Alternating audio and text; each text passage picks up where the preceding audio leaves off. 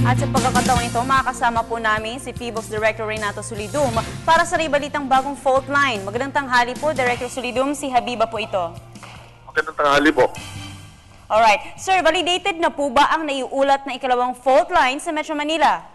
Hindi po. Sa ating pananaw, wala pa pong solidong ebidensya na makakapagsabi na meron talagang isang fault as interpreted.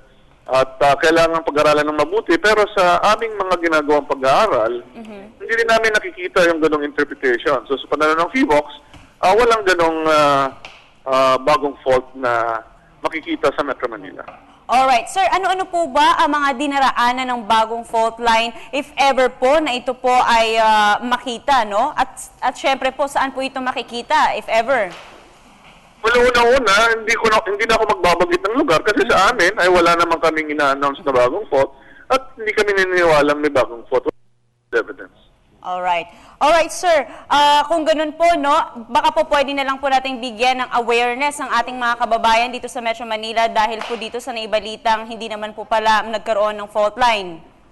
At tama po yun, unang-una, dapat maipaliwanag sa ating mga kababayan na ang isang fault ay isang lamat sa ilalim ng lupa sa mga bato na kung saan nagkaroon na ng lindol noon at posible pang kumalaw. At para maging aware ang ating mga kababayan, dapat alam din na kung isang fault ay nakita sa isang lugar ay maipaliwanag kung aktibo ba yun o hindi. Active fault ba siya o hindi? Kung hindi siya active fault, huwag mo nang problemahin.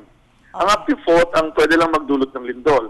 Pero hindi po pinaka-importante yung paggalaw po ng fault kung ang pag-usapan ay hazard kasi dapat iwasan lang natin na magtayo ng bahay mismo sa taas ng isang fault. At so far, ang talagang may solid evidence na aktibong fault ay itong West Valley Fault sa eastern side ng Metro Manila.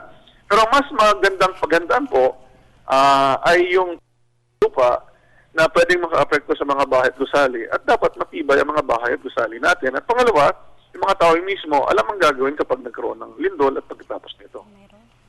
Alright, sir. Meron pong nasabi po, no, na ibalita po ng mga bagong kagamitan po mula sa Japan. Ano-ano po pala itong mga kagamitan na ito na binigay po para sa PHIVOLCS? Well, ito po isang collaboration sa research upang mapaigi ang ating kaalaman sa mga lindol, volcano at tsunami.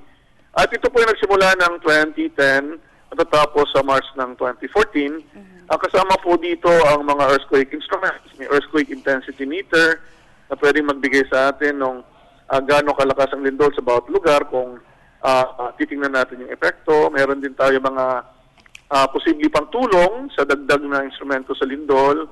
Ganon din po sa tsunami, yung mga sea level gauges. Sa volcanoes naman, multi-sensors ang nilalagay natin sa Taal and Mayon.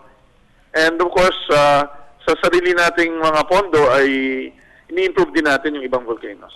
Alright, maraming salamat po sa pagbibigay linaw po. Renato Solidum. Salamat.